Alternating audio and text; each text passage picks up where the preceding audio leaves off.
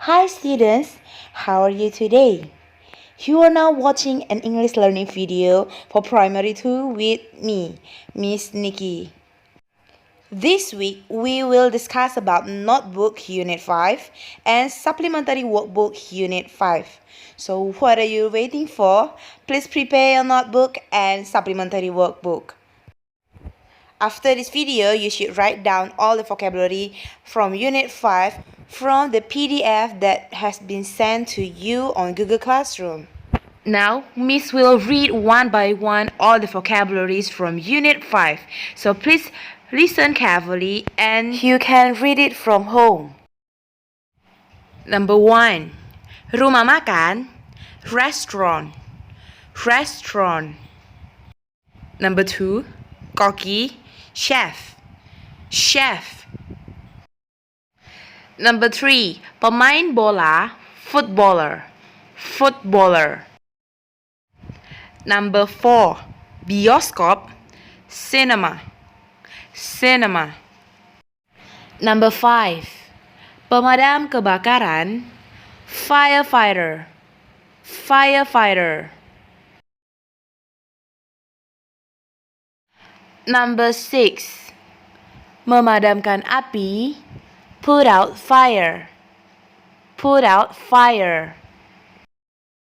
Number 7. Pabrik, factory, factory. Number 8. Penjaga toko, shopkeeper, shopkeeper. Number 9. Pemain musik, musician, musician. Number 10. Menerbangkan pesawat, fly a plane, fly a plane. Number 11. Perpustakaan, library, library. Number 12. Penari, dancer, dancer. Number 13. Ilmuwan, scientist, scientist. 14. Percobaan, experiment, experiment. 15. Ibu rumah tangga, housewife, housewife. Don't forget to write down all the vocabulary from number 1 until number 15 into your notebook, okay? So now I will leave the notebook until here and I will discuss about Supplementary Workbook Unit 5. Miss will tell you how to use WH question, what, describing occupation. What artinya apa, describing artinya menjelaskan, occupation artinya pekerjaan. WH question itu artinya kata tanya. Nah, pada pelajaran bahasa Indonesia, kalian juga sudah mempelajari tentang kata tanya kan? Kata tanya apa, siapa, di mana, berapa. Itu merupakan kata tanya. Di bahasa Inggris, kata tanya apa juga untuk menunjukkan atau menanyakan sesuatu hal. Nah, di sini what describing occupation is used to ask about the detail of what someone does. Artinya, what di sini nanti akan kita gunakan untuk menanyakan pekerjaan dari seseorang. Contohnya, jika kita ingin menanyakan apa pekerjaan atau yang biasanya dilakukan oleh seorang murid, kita bisa menanyakan dengan what does a student do? Nah, pada pelajaran kali ini kita akan membahas sedikit tentang penggunaan does atau do. I pakai do. We, you, and they pakai do. Sedangkan he, she, dan it pakai does. Nah, supaya gak bingung, Miss kasih contoh berikut ini ya. What does the teacher do? Pertanyaannya dimulai dengan kata what atau apa. Lalu di dalam kurung ini merupakan jawabannya. Nanti jawabannya tinggal kalian pindahkan ke garis yang sudah disediakan. Jadi di sini ada kata a teacher. A teacher itu datang dari kalimatnya. Kita jawab menjadi a teacher teaches. Disusul dari kalimat yang sudah disediakan atau jawaban yang sudah disediakan. Teaches students at school. Kalian harus melihat terlebih dahulu siapa yang menjadi subjek atau orang yang dibicarakan pada kalimat tersebut. Kalau di kalimat nomor 1 kan ada kata teacher. Jadi a teacher harus berada di awal kalimat. Nah, sekarang kita coba lihat lagi pertanyaan selanjutnya. Number 2. What does a dancer do?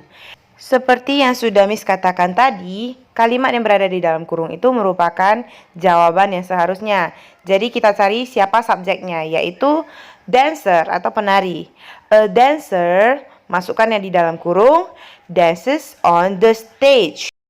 Nah, ini kan contoh menjawab dengan jawaban yang sudah disediakan. Nanti Miss akan ajak kalian untuk mengerjakan latihan yang mengharuskan kalian untuk menulis pertanyaannya saja, sedangkan kalian diberikan jawabannya. Nah, bentuk soal seperti ini mewajibkan kalian untuk menuliskan pertanyaannya, sedangkan jawabannya sudah diberikan. Maka kalian harus cek dengan teliti jawaban yang sudah diberikan. A barber cuts customers' hair at barber shop. Jadi di sini subjeknya adalah a barber. A barber hanya satu orang. He. Jadi kalau he tadi Miss sudah katakan pakai does. Tetapi does-nya bukan taruh di depan ya students. Karena ini kita mencari atau membuat kalimat pertanyaan, maka WH question-nya harus kita gunakan di depan. Atau kata tanyanya kita harus gunakan di depan, yaitu what does. What does, baru masukkan subjeknya. What does a barber do? And don't forget to write the question mark behind, okay? Sekali lagi Miss jelaskan ya, kalau kalian nanti mengerjakan soal seperti ini di mana kalian diharuskan menuliskan pertanyaannya, harus dimulai dengan kata tanya terlebih dahulu. Yang sedang kita bahas ini adalah penggunaan kata tanya what atau apa. Maka kata what harus ada di awal kalimat pertanyaan, lalu disusul dengan penggunaan do atau does sesuai dengan jawaban yang sudah diberikan. Karena tadi soalnya a barber hanya satu, jadi kita gunakanlah does. What does a barber do? Okay, now let's go back to our supplementary workbook and we'll try to do exercise 13. Don't forget to write your name, number, and date of today. So in this task, you should find out which sentence that suits with the pictures on the left side. Jadi di bagian ini kalian harus mencocokkan gambar dengan kalimat yang sudah diberikan. For the example number 1, kita lihat dulu yang nomor 1 ini ada orang sedang menari. Sedangkan sentence-nya bagian B, a dancers dance on the stage. Bagaimana? Cocok nggak gambarnya? Gambar dengan kalimatnya cocok, maka kita tarik garisnya ke kalimat tersebut seperti yang sudah Miss lakukan.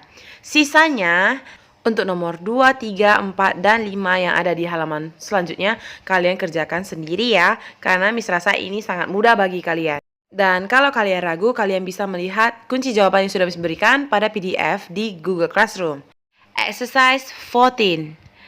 Untuk bagian pertama atau dari nomor 1 sampai nomor 5, kalian harus membuat pertanyaan yang dimulai dengan kata tanya what atau apa. Jadi untuk bagian pertama kita mulai dulu pertanyaannya dengan what. Sedangkan yang bagian bawah nomor 6 sampai nomor 10, kalian tinggal menuliskan kembali kalimat atau jawaban yang sudah diberikan di dalam kurung. Jadi kita mulai terlebih dahulu bagian atas ya. Number 1. A chef cooks in the kitchen. Di sini subjeknya adalah a chef.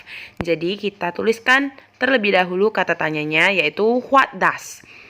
What does a chef do? Disusul dengan kata do ya, jangan lupa. Jangan hanya tulis what does a chef lalu tanda tanya. Salah ya. Jangan lupa untuk tuliskan kata do di akhir kalimat. Jadi jika diterjemahkan ke dalam bahasa Indonesia menjadi apa yang seorang koki lakukan, maka jawabannya adalah seorang koki memasak di dapur. Okay, let's check number 2. A teacher teach students at school.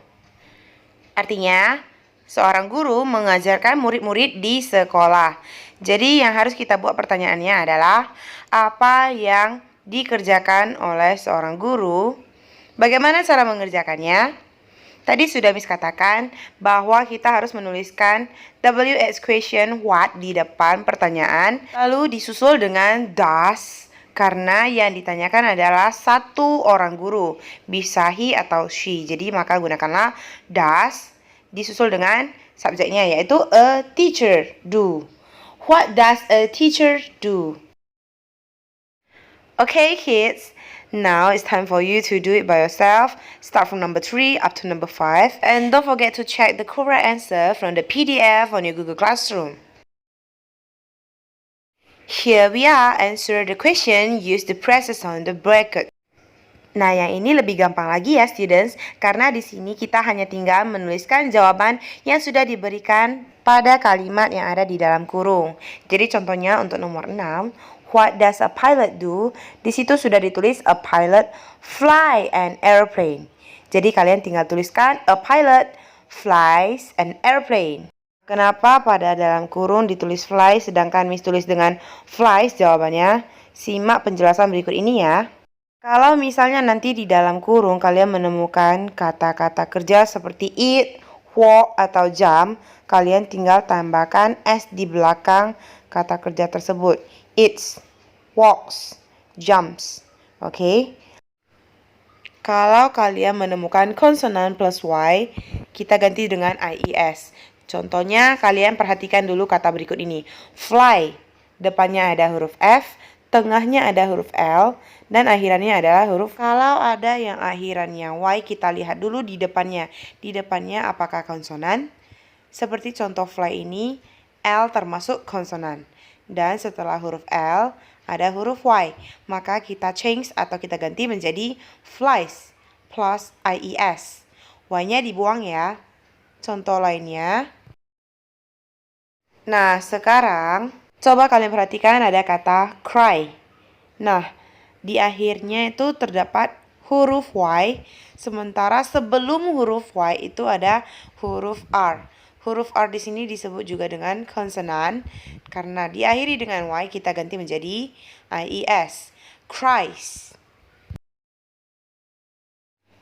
But you must remember, not every word that ends with Y itu harus kalian tambahkan IES.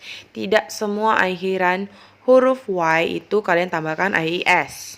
Contohnya coba kalian perhatikan bagian B, pay, enjoy. Kenapa langsung ditambahkan S?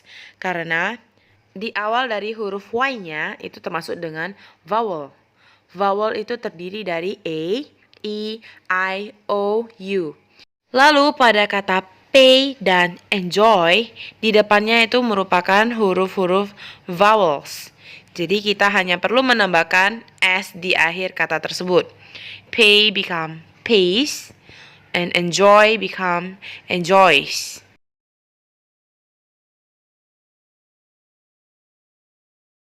So, number 6, the answer must be a pilot flies an airplane. Sedangkan nomor 7, tidak ada masalah ya. Kalian tinggal menambahkan S di akhir kata put.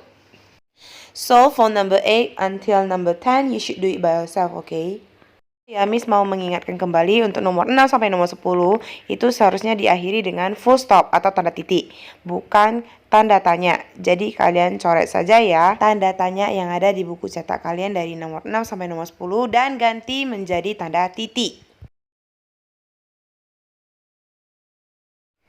Here we are, the last exercise for Unit 5.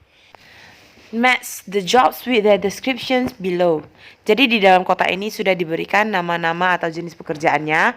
Lalu dari nomor 1 sampai nomor 5 harus kalian baca terlebih dahulu agar kalian bisa mengetahui pekerjaan mana yang cocok dengan kalimat nomor 1, 2 sampai nomor 5. I'll give you the meaning. Vet, dokter hewan. Astronaut, athlete, atlet, dentist, dokter gigi, artist, seniman. Now I will give you the meaning of number 1. A person who flies spaceship. Seseorang yang menerbangkan pesawat luar angkasa. Kira-kira kalian tahu nggak jawabannya? Can you guess the answer? Now number 2. A person who plays sports. Orang yang pekerjaannya berada di bidang olahraga. Number 3, a person who extracts teeth. Itu artinya orang yang mencabut gigi. Number 4, a person who treats sick animals. Orang yang kerjanya menyembuhkan hewan-hewan yang sedang sakit. Nah, yang selanjutnya, number 5, a person who draws pictures, artinya adalah orang yang menggambar lukisan. You still can check all the correct answer from the PDF that has been sent to you on Google Classroom, and also you can find the Notebook Unit 5 PDF from your Google Classroom. Stay healthy and see you on the next video. Goodbye, students!